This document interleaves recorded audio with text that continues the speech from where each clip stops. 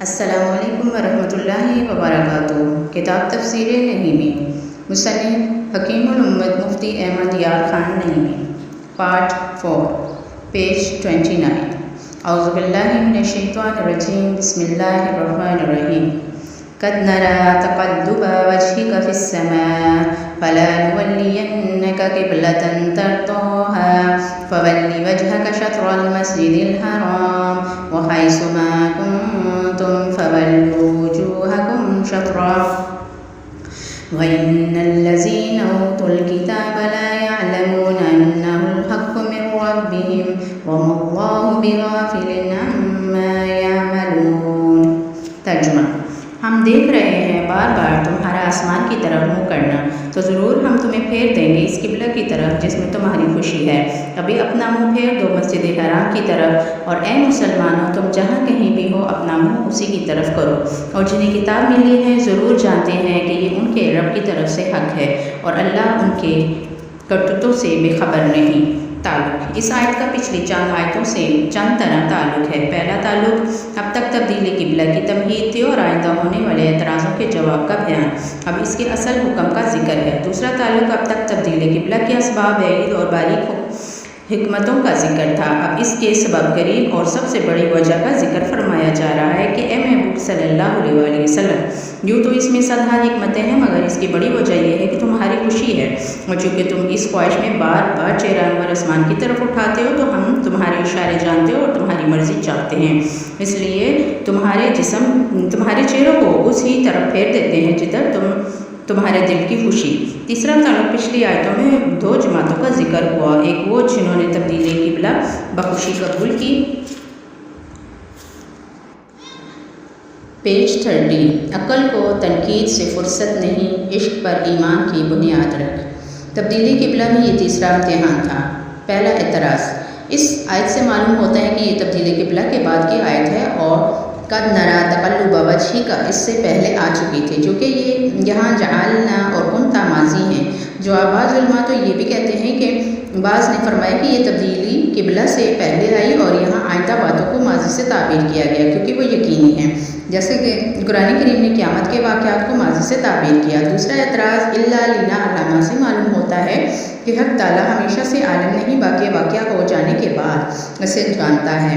آریہ جواب: اس کے کئی جواب ہیں۔ ایک یہ کہ علم الہی دو قسم کا ہے، ایک معلوم کے موجود ہونے سے پہلے، وہ قدیم اور اس میں کسی قسم کی تبدیلی نہیں۔ دوسرا چیزوں کے موجود ہونے کے بعد، جس کا نام ہے علم ظہور، اور اس میں چیزوں کے ہونے اور مٹنے سے علم میں فرق ہوتا رہتا ہے۔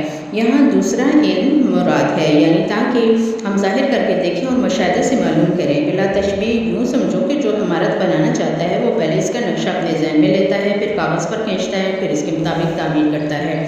دیکھ کر علم تو بننے کے بعد ہی ہوا، مگر اس سے پہلے بھی بغیر دیکھے جانتا تھا۔ ایسے ہی رب ہمیشہ سے ہر چیز کو جانتا ہے، پھر لوح محفوظ پر اس کا نقش قائم کیا، پھر اس کے مطابق عالم بنایا۔ مشاہدے کا علم ظہور کے بعد ہی ہوا۔ دوسرا یہ کہ اس کے معنی یہ ہے کہ تاکہ رسول اور مومنین جان لیں، جیسے بادشاہ کہتا ہے کہ ہم نے فلاں شہر فتح کیا، حالانکہ لشکر نے فتح کیا۔ تیسرا یہ کہ ہمارے کارکن فرشتے پہچان لیں تاکہ ہر ایک کو علم کے مطابق جزا اور سزا دیں۔ چوتھا یہ کہ ہم ان سب کو چھانٹ دیں اور الگ الگ کر دیں۔ تیسرا اعتراض اس آیت سے معلوم ہوتا ہے کہ بیت المقدس کا قبلہ بنانا حضور صلی اللہ علیہ وسلم کے اجتہاد سے ہوا، نہ کہ وحی الہی سے، کیونکہ یہاں فرمایا گیا کہ کنتو علیہ، جس قبلہ پر آپ تھے، یہ نہ فرمایا کہ ہم نے آپ کو رکھا تھا۔ جواب: بعض علماء نے یہ ہی کہا ہے، مگر صحیح یہ ہے کہ بیت المقدس کا قبلہ ہونا بوحی الہی تھا، کیونکہ یہاں فرمایا جا رہا ہے وَمَا جَعَلْنَا الْقِبْلَةَ الَّتِي كُنْتَ عَلَيْهَا، کہ ہم نے اس قبلے کو اسی لیے مقرر کیا تھا۔ اس سے معلوم ہوا کہ مقرر کرنے والا رب اور اس پر عمل کرنے والے نبی کریم صلی اللہ علیہ وسلم۔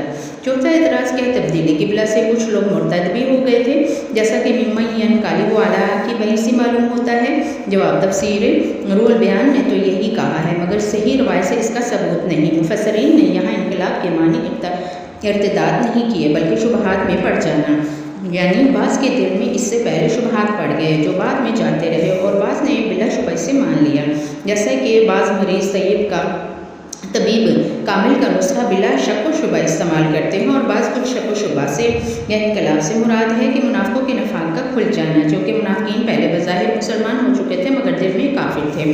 اب تبدیلی قبلہ پر اعتراضات کرنے لگے ظاہر طور پر بھی کافر ہو گئے، یعنی اپنے پہلے دین کی طرف لوٹ گئے، لہٰذا اسے انقلاب فرمایا گیا۔ تفسیر صوفیہ دنیا میں ظاہر باطن کا آئینہ ہے اور آخرت میں باطن بلا واسطہ ظاہر ہوگا۔ یہاں قلب کی کیفیت قالب پر نمودار ہوتی ہے۔ قالب کا قبلہ کبھی بیت المقدس کبھی کعبہ، لیکن قلب کا قبلہ وہ جس کے قبضہ میں یہ دونوں قبلے ظاہر پرست قبلہ قالب میں ہی پھنس کر قبلہ قلب تک نہ پہنچے، مگر حقیقت بین نگاہی بصارت سے ظاہری قبلہ کا اور بصیرت سے حقیقی قبلے کی لی، وہ تو ہدایت پر ہے۔ پیج 31۔ دوسرے وہ جنہیں اس میں تردد اور شبہ ہو وہ ضعیف الاعتقاد ہے۔ اب اس ذات کریم کا ذکر ہے جو ہدایت کے سرچشمہ ہے، اور چونکہ وہ خود کامل اس لیے کامل ہی کو چاہتی ہے، یعنی آپ کی کمال نبوت کا تقاضا یہ تھا کہ کامل قبلہ کی خواہش کرے۔ چوتھا تعلق پچھلی آیت میں رب کی رحمت کا ذکر ہوا، اب حبیب صلی اللہ علیہ وسلم کا تذکرہ ہے تاکہ معلوم ہو کہ اس کی رحمتیں ان کی طفیل آتی ہیں کہ انہی کی برکت سے تمہیں بہتر قبلہ نصیب ہوا اور انہی کی طفیل تمہاری گزشتہ اعمال بربادی سے محفوظ رہے۔ شان نزول: حضور صلی اللہ علیہ وسلم کو کعبہ کا قبلہ بنایا جانا پسند خاطر تھا اور حضور اس امید میں آسمان کی طرف نظر فرماتے تھے۔ اس پر یہ آیت نازل ہوئی اور آپ نماز ہی کی حالت میں کعبہ کی طرف پھر گئے۔ مسلمانوں نے بھی آپ کے ساتھ اسی طرح رخ کیا۔ حسین العرفان تفسیر روح البیان الکبیر نے فرمایا ہے کہ آپ نے حضرت جبرائیل علیہ السلام سے فرمایا تھا کہ میری خوشی ہے کہ کعبہ ہمارا قبلہ ہو۔ جبرائیل علیہ السلام نے عرض کیا کہ میں تو مامور ہوں، آپ رب کے بندے محبوب، آپ دعا فرمائیں، یعنی میں تو رب کی طرف ماننے والا ہوں، آپ ماننے والے بھی ہیں، منوانے والے بھی، رب تعالیٰ آپ کی رضا چاہتا ہے۔ یہ کہہ کر آسمان پر گئے۔ حضور صلی اللہ علیہ وسلم ان کے انتظار میں آسمان کی طرف دیکھتے تھے۔ تب یہ آیت ہوئی۔ تفسیر: قد نرا، یا تو یہ قد تحقیق کے لیے ہے یا کمی بیان کرنے کے لیے، یعنی بے شک دیکھ رہے ہیں ہم یا کبھی کبھی دیکھا کرتے ہیں، یعنی آپ جو کبھی کبھی چہرہ انور آسمان کی طرف اٹھاتے ہیں وہ ہم دیکھتے ہیں، لہذا دیکھنے میں کمی نہیں ہے، بلکہ چہرہ اٹھانے میں تفسیر کبیر پہلے معنی زیادہ قوی ہے، اور اس میں تفسیر کا اعتماد اس صورت میں معلوم ہوتا ہے کہ چہرہ انور اٹھاتے وقت یہ کلام ہو رہا ہے کہ اے پیارے، ہم تمہاری اس محبوبانہ ادا کو دیکھ رہے ہیں۔ خیال رہے کہ تحقیق اور قسم کی کلمات وغیرہ سے تو اعتبار دلانے کے لیے کہے جاتے ہیں، مگر پیاروں سے اظہار کرم کے لیے، جیسے پیارے تیری جان کی قسم، رب فرماتا ہے فَلَا وَرَبُّكَ لَا يُؤْمِنُونَ۔ اس آیت سے خطاب کیونکہ صرف محبوب سے ہے، لہذا یہ خط اظہار محبت کے لیے ہے۔ نیز رب کا دیکھنا آنکھ سے نہیں ہے کہ وہ آنکھ وغیرہ اعضاء سے پاک ہے، پھر بھی خواب اور خیال اور کشف میں بغیر آنکھ دیکھ لیتے ہیں۔ رب تمام خلق کو دیکھتا ہے، مگر کفار کو غضب سے، ہم گناہگاروں کو رحم سے اور حضور کو محبت سے، جیسے شکاری نشانات تاکتے وقت شکار کو بھی دیکھتا ہے اور خیرات کرتے وقت فقیر کو بھی اور اپنے پیارے بچوں کو بھی۔ یہاں محبت اور کرم کا دیکھنا مراد ہے۔ اللہ تعالیٰ حضور صلی اللہ علیہ وسلم کی ہر ادا کو محبت سے دیکھتا ہے، بلکہ خود حضور صلی اللہ علیہ وسلم کو بھی فرماتا ہے کہ الذی یراک حین تقوم وتقلبک فی الساجدین، اور فرماتا ہے فإنک بالعینان، جو حضور صلی اللہ علیہ وسلم کے دامن سے وابستہ ہو جائے وہ بھی اللہ تعالیٰ کی نظر محبت میں آ جاوے گا۔ جب تم کسی کو دیکھو تو اس کے کپڑے جوتے بھی دیکھ لیتے ہو، تو حضور انور وہ عید کا چاند ہے کہ انہیں خدا بھی دیکھتا ہے اور ساری خدائی بھی، لہٰذا جو چاہیے کہ رب کا منظور نظر ہو جائے تو وہ حضور کے دامن سے وابستہ ہو جائے۔ خیال رہے کہ حضور صلی اللہ علیہ وسلم کو کافر عموماً سب ہی دیکھتے ہیں، مگر جو اللہ والی محبت کی نظر اور صدیق والی عقیدت کی آنکھ سے دیکھے وہ صحابی بن جاتا ہے، اور جو شیطانی نظر اور بوجہلی آنکھ سے دیکھے تو وہ پکا کافر ہو جاتا ہے۔ غرض کے چہرہ ایک ہے مگر نظریں علیحدہ۔ تقلب وجہ کا فی السماء، یہاں باب التفعال تکرار کے لیے ہے اور وجہ سے مراد چہرہ ہے، اور بعض علماء نے کہا ہے کہ لفظ فی الہ کے معنی میں ہے، یعنی ہم دیکھ رہے ہیں کہ آپ کے چہرہ انور کا آسمان کی طرف بار بار پھرنا، اور اس سے آپ کی مرضی جان گئے ہیں۔ پیج 32۔ آپ کی آرزو قبول کرنے کے قابل ہے اور تمنا پوری کرنے کے لائق، لہٰذا فَلَنُبَلِّيَنَّكَ کا، یعنی علماء نے فرمایا کہ یہ مضارع حال کے معنی میں ہے، اور بعض نے کہا کہ بمعنی استقبال، یعنی بعض نے کہا کہ یہاں نولی کے معنی پھیرنا ہے، بعض نے کہا کہ والی بنانا یا قریب کرنا ہے۔ رول بیان عزیزی، یعنی ہم آپ کو پھیر دیتے ہیں یا قریب پھیر دیں گے، یا ہم آپ والی بنا دیتے ہیں یا بنا دیں گے یا ہم کو قریب کر لیتے ہیں یا کر دیں گے۔ خیال رہے کہ تبدیلی قبلہ کو اس تمہید کے ساتھ بیان فرمانے میں اشارتاً بندوں کو تعلیم ہے کہ جب ہم نے رب ہو کر اس محبوب کو راضی کرنے کے لیے وہ قبلہ تبدیل کر دیا جو تعمیر انبیاء اور مسجود انبیاء سجدہ گاہ نماز معراج رہ چکا تھا، تو تم بھی اپنے اس محبوب کو راضی کرنے کے لیے یعنی کسی قبلے کو بدل دو۔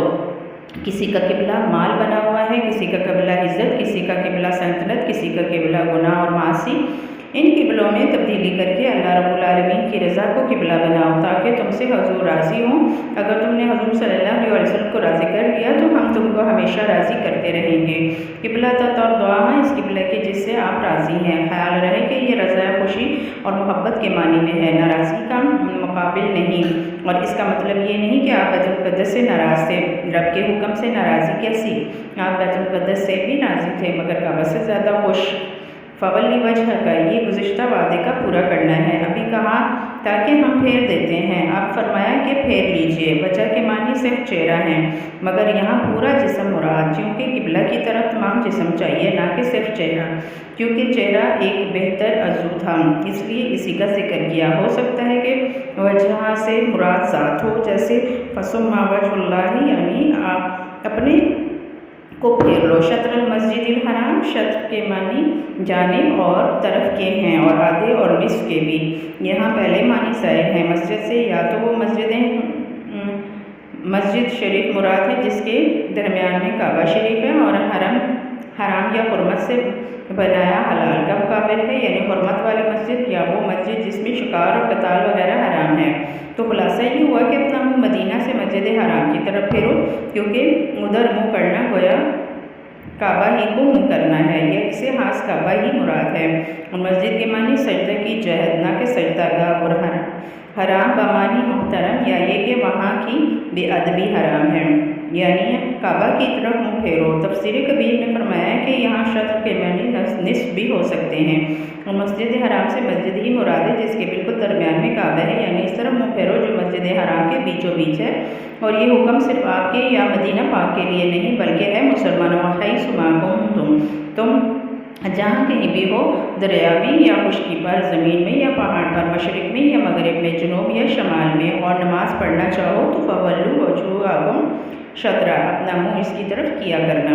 خیال رہے کہ نماز میں قبلہ کو رخ کرنا اکثر فرض ہے، اس کے سوا قربانی، تلاوت قرآن اور مرنے کے وقت ادھر منہ کرنا مستحب ہے، اور ظاہر ہے کہ یہ امر جوابی ہے، اور نماز کے متعلق اگرچہ جہلاً اس پر اعتراض کریں گے مگر وہ ان الذین اوتوا الکتاب، سچ یہ ہے کہ جنہیں آسمانی کتاب ملی، یہاں کتاب سے علم کتاب مراد ہے کہ عوام اہل کتاب اس واقعے سے بے خبر تھے اور ان کتابوں پر اس کی نظر ہی نہ تھی، یعنی یہود اور عیسائی کے علماء لا یعلمون انہ الحق من ربہم، جانتے ہیں کہ وہ کعبہ معظم یا تبدیلی قبلہ یا ان نبی اور مکرم کا دو قبلوں کی طرف نماز پڑھنا حق اور صحیح ہے، اور اس کی رائے سے نہیں بلکہ اس کے رب کی طرف سے ہے، کیونکہ پچھلی کتابوں میں نبی آخر الزمان صلی اللہ علیہ وسلم کی یہ علامت بیان کی گئی ہے کہ وہ امام القبلتین، اور گزشتہ انبیاء اکرام نے بھی یہ خبر دی تھی، مگر راہب اور پادری جان بوجھ کر چھپاتے ہیں۔ پیج 33 لوگوں سے کہتے ہیں کہ اگر یہ سچے نبی ہوتے تو ایک ہی قبلے پر قائم رہتے،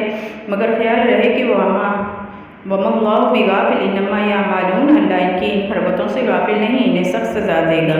کچھ روز کی ڈھیل ہے۔ خلاصہ تفسیر، بیت المقدس کی طرف نماز پڑھتے ہوئے تقریباً 17 مہینے ہو گئے۔ مشرکین عرب کو تو یہ شکایت تھی کہ حضور صلی اللہ علیہ وسلم بن اسماعیل ہو کر بیت المقدس کی طرف نماز کیوں پڑھتے ہیں؟ یہود کا یہ طعنا تھا کہ مسلمان ہماری تو مخالفت کرتے ہیں اور ہمارے ہی قبلے کو منہ کریں گے، اور اگر ہم لوگ برے ہیں تو ہمارا قبلہ کیوں اختیار کیا ہے؟ اور یہ بھی شیخی مارا کرتے تھے کہ ہم نہ ہوتے تو مسلمانوں کو قبلے کی بھی خبر نہ ہوتی، ہماری امداد سے ان کی نمازیں درست ہوتی ہیں، اور جسے کہ قبلہ میں یہ ہماری اطاعت کر رہے ہیں عنقریب ہماری ساری باتیں مان لیں گے، اور ان وجہ سے حضور صلی اللہ علیہ وسلم کی تمنا تھی کہ ہمارا قبلہ کعبہ ہو جائے۔ 15 رجب دوشنبہ کے دن ظہر کے وقت جبرائیل امین حاضری خدمت ہوئے اور آپ نے فرمایا کیا ہے جبرائیل، ہمارا دل چاہتا ہے کہ اللہ ہمیں کعبہ معظمہ کی طرف پھیر دیں۔ انہوں نے عرض کیا کہ آپ رب کی بارگاہ میں بڑی عزت والے ہیں، دعا فرمائیے۔ کہہ کر حضرت جبرائیل علیہ السلام تو آسمان پر چلے گئے اور آپ نے ظہر کی نیت باندھ لی، مگر اللہ جانے آج اس نماز میں کیا راز ہے اور کس ناز کا اظہار کہ محبوب علیہ السلام انتظار وحی میں آسمان کو بار بار تک رہے ہیں۔ اس حال میں یہ آیت کریمہ آئی جس میں آپ کی اس انداز اور محبوبانہ ناز کا ذکر فرمایا گیا کہ اے محبوب، ہم آپ کا یہ بار بار آسمان کو دیکھ رہے ہیں۔ اچھا، آپ یہی تو چاہتے ہیں کہ آپ کو کعبہ کی طرف پھیر دیا جائے، جس قبلہ سے آپ راضی ہیں ہم اسی کی طرف آپ کو پھیر دیتے ہیں، لہٰذا آپ سلام کا بھی انتظار نہ کریں، اسی وقت اور اسی حال میں کعبۃ اللہ یا مسجد حرام یا مکہ معظمہ کی طرف پھر جائیں۔ اور اے مسلمانوں، یہ حکم خاص محبوب علیہ السلام یا خاص اس وقت کے لیے نہیں بلکہ تم سب کو ہمیشہ کے لیے حکم دیا جاتا ہے کہ سفر و حضر، بحر و بر، خشک و تر، مشرق اور مغرب، جہاں کہیں بھی ہو، اس نبی مختار کے مطابق میں بوقت نماز کعبہ ہی کو منہ کیا کرنا، اور خیال رہے کہ اہل کتاب تم پر اعتراض کریں گے مگر ان کے علماء یقیناً جانتے ہیں کہ یہ تبدیلی قبلہ برحق اور رب کے حکم سے ہے، مگر نفسانیت اور ضد سے حق ظاہر نہیں کرتے اور اپنی کتابوں کی خبریں چھپاتے ہیں۔ یہ بھی نہ سمجھنا کہ رب ان کی نفسانیت سے راضی یا بے خبر ہے، ناراض بھی ہے، خبردار بھی، مگر سزا کے لیے وقت مقرر ہے، ابھی کچھ انہیں مہلت ہے۔ مسلم شریف کی روایت سے ثابت ہے کہ تبدیلی قبلہ نماز ظہر کے بعد ہوئی، اور تفسیرات احمدیہ میں ہے کہ عین نماز میں ہوئی۔ دونوں روایتیں یوں جمع ہو سکتی ہیں کہ وقت ظہر کے بعد سنت ظہر میں ہوئی، نہ کہ خارج نمازوں، ورنہ یہ نہ فرمایا جاتا فولی وجہ کا منہ پھیر لو۔ اگر حضور اس وقت نماز میں نہ ہوتے تو یہ نہ فرمایا جاتا کہ ادھر منہ پھیر لو، کیونکہ کعبہ کو منہ کرنا صرف نماز میں فرض ہے۔ تلاوت قرآن، وضو، قربانی وغیرہ کے وقت سنت، خطبہ جمعہ وغیرہ کے وقت مکروہ، اور پیشاب پخانہ کی حالت میں حرام۔ یہاں فولی فردیت کے لیے ہے تو نماز ہی کی حالت چاہیے۔ فائدے، اس سے صرف چند فائدے حاصل ہوتے ہیں۔ پہلا فائدہ کعبہ معظمہ کا تا قیامت قبلہ ہونا حضور صلی اللہ علیہ وسلم کی خوشنودی کے لیے، کیونکہ قبلہ کی صرف تردعا ہے اور اس تردعا کے بعد فولی میں ترتیب کی فا ہے، یعنی چونکہ آپ کعبہ سے راضی ہیں اس لیے ادھر آپ کر لیں، جس سے معلوم ہوتا ہے کہ سب تو قانون کے پابند ہیں اور قانون مرضی محبوب کا منتظر۔ پیج 34، بلکہ اس کی مرضی ہی قانون ہے۔ دوسرا فائدہ، کعبہ معظمہ کو حضور صلی اللہ علیہ وسلم سے یہ عزت ملے کہ وہ تا قیامت سارے مسلمانوں کا سجدہ بن گیا۔ ان کی مرضی نے کعبہ کو قیامت تک کے لیے قبلہ بنایا، ورنہ ہو سکتا تھا کہ پچھلے پیغمبر کی طرح شروع سے آپ کا قبلہ کعبہ ہی ہوتا۔ یہ سب کچھ اس لیے ہوا تاکہ معلوم ہو کہ حضور صلی اللہ علیہ وسلم کے بھی قبلہ ہے، اس لیے آپ کی ولادت پاک پر کعبہ معظمہ نے آمنہ خاتون کے مکان یا مقام ابراہیم کی طرف سجدہ کیا، جس کے سجدے کو محراب کعبہ جھکی۔ ان بھوؤں کی لطافت پہ لاکھوں سلام۔ اسی لیے نمازی کو حضور صلی اللہ علیہ وسلم کے بلانے پر نمازی کی حالت میں خدمت اقدس میں حاضر ہونا ضروری ہے، اور اگر اس حالت میں آنے اور جانے اور کلام وغیرہ کرنے سے اس کی نماز فاسد نہ ہوگی۔ دیکھو مشکات حوالہ بخاری، کتاب فضائل قرآن اور اس کی شرح مرکتہ، اور دیکھو قسطلانی شرح بخاری، کتاب تفسیر۔ اور نماز کیوں جائے کہ اگرچہ وہ کعبہ سے پھرا مگر کعبہ کی طرف، اور اگرچہ کلام کیا مگر اس سے کیا جنہیں نماز میں سلام کرنا واجب ہے۔ اس کی تحقیق کے لیے ہماری کتاب شان حبیب الرحمن دیکھو۔ یہ بھی معلوم ہوا کہ جس کو جو رب کی نعمت ملی، حضور کے طفیل ملے، اور حضور دور سے بھی فیض دیتے ہیں کہ مدینہ منورہ میں حضور جلوہ گر ہیں اور یہاں سے ان کے طفیل کعبہ کو قبلہ بنایا جا رہا ہے۔ سورج چوتھے آسمان پر رہ کر گندی زمین کو پاک کر دیتا ہے، بادل دور سے خشک زمین کو سرسبز کر دیتا ہے۔ یہ بھی معلوم ہوا کہ کوئی شخص کسی درجے سے پہنچ کر حضور سے بے نیاز نہیں ہو سکتا۔ جس کو جو عظمت ملے گی حضور سے ملے گی۔ دیکھو کعبہ بیت اللہ اور تعمیر خلیل ہونے کے باوجود حضور کی نگاہ کرم سے قبلہ بنا۔ لوگ کہتے ہیں کہ حضور کچھ نہیں دیتے، مگر حق یہ ہے کہ حق تعالیٰ بغیر واسطہ حضور کسی کو کچھ نہیں دیتا۔ دیکھو ہم کو کلمہ قرآن، ایمان، نماز جو کچھ ملا دیا رب نے، مگر ملا حضور کے ہاتھ سے۔ رب نے بلا واسطہ کسی کو کچھ نہ دیا۔ جب کعبہ معظمہ حضور کے بغیر بتوں سے پاک نہ ہو سکا تو ہمارے دل بھی حضور کی نگاہ کرم کے بغیر کفر، شرک، حسد، کینہ کے بتوں سے پاک نہیں ہو سکتے۔ تیسرا فائدہ، کعبہ کو منہ کرنے میں حضور صلی اللہ علیہ وسلم کی عزت کا اظہار ہے۔ اس واقعے کی یادگار حق تو یوں ہے کہ ساری عبادات میں ان کی تعظیم، بلکہ قیامت کے دن بھی اس کی صدرت کا ظہور ہے۔ قبر میں انہی کے نام پر بیڑا پار لگے گا، قیامت میں انہی کی تلاش ہوگی، انہی کی جستجو میں خلق ماری پھرے گی، انہی کے فرمان میں حساب حساب کتاب شروع ہوگا، انہی کے ہاتھوں شفاعت کا دروازہ کھلے گا، انہی کی جنبش لب پر ہم جیسے سیاکاروں کا چھٹکارا ہوا۔ خدا کرے کہ انہی کے نام پر ہماری زندگی گزرے اور انہی کا نام لیتے ہوئے ہماری زبان بند ہو۔ چوتھا فائدہ، حضور صلی اللہ علیہ وسلم کعبہ معظمہ سے افضل ہیں۔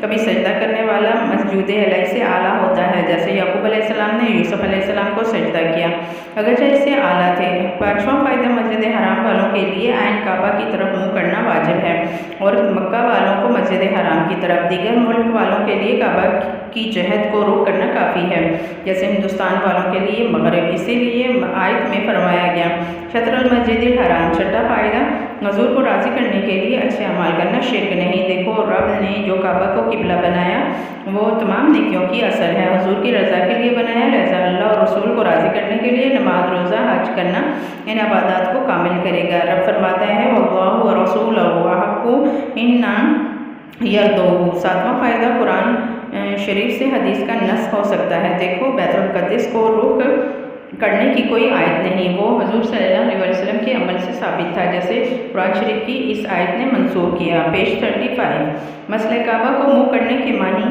یہ نہیں ہے کہ کعبہ معظمہ بالکل ناک کی سیدھ میں رہے، بلکہ پیشانی کا کچھ حصہ اس کی طرف ہونا کافی ہے، لہذا اگر کوئی شخص نصف زاویہ قائمہ یعنی 45 ڈگری سے کم کعبہ سے ہٹ کر نماز پڑھ لے تو نماز ہو جائے گی۔ کعبہ عمارت کا نام نہیں بلکہ زمین سے آسمان تک کی فضا کا نام ہے، اسی لیے گہرے تہخانے اور اونچے پہاڑ پر بھی نماز جائز ہے۔ مثلا مسافر نفل کی نماز شروع تو کعبہ کی طرف کرے، پھر جدھر بھی سواری کا رخ ہو جائے پڑھتا رہے۔ مسئلہ جب جنگل میں قبلہ کا پتہ نہ چلے تو جدھر دل گواہی دے ادھر بھی نماز پڑھے اور وہ ہی اس کا کعبہ ہے، اور اگر نماز میں اپنی غلطی معلوم ہو تو گزشتہ رکعت درست کر لے اور اب اس وقت سے رخ پھیر لے۔ لیٹ کر نماز پڑھنے والا کعبہ شریف کی طرف پاؤں کرے اور تکیے پر سر رکھے تاکہ اس کا منہ قبلہ کی طرف ہو جائے، کیونکہ لیٹ کر نماز میت کو غسل دیتے وقت اور میت کو مشرقی قبرستان کی طرف لے جاتے وقت کعبہ کو پاؤں کر دینا جائز ہے۔ مثلا تلاوت قرآن شریف اور قربانی اور وضو کرتے وقت کعبہ پاک کو منہ کرنا مستحب ہے، اور خطبہ جمعہ اور جمعہ کی رمی کے وقت ادھر پیٹ کرنا سنت، بلکہ مسئلے کے لیے کتاب بحر شریعت دیکھو۔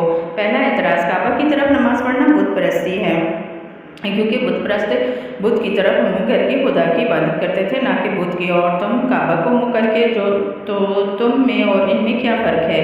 ستیارت پرکاش۔ جواب، اس کا جواب ہم بارہا دے چکے ہیں، یہاں اتنا سمجھ لو کہ بت پرست کا سر بت کا تابعدار ہے کہ جدھر بت ادھر ہی اس کا سر، مسلمان کا سر کعبہ شریف کے پتھروں کا تابعدار نہیں۔